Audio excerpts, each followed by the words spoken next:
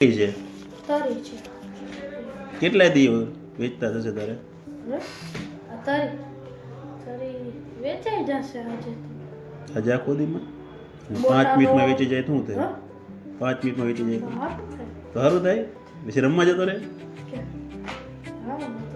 હે? રમવા જતો રહીશ ને સાચું ને?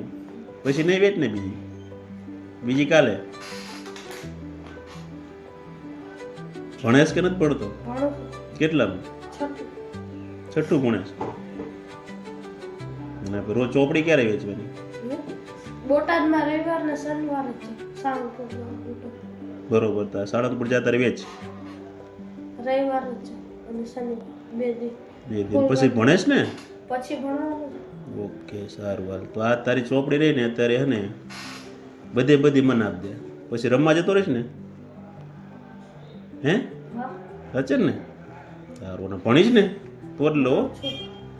એટલે તારી મહેનતમાં મજા આવી મને.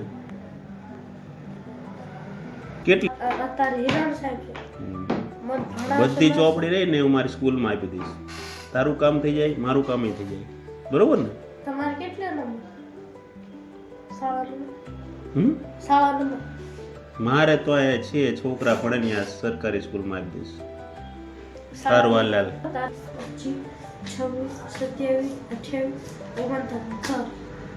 કેટલા પૈસા થયા? 300. 300 થયા. સરસ. જો મિત્રો, આ છોકરો સવારનો ચોપડી વેચતો તો 3 દીથી વેચાતી નથી.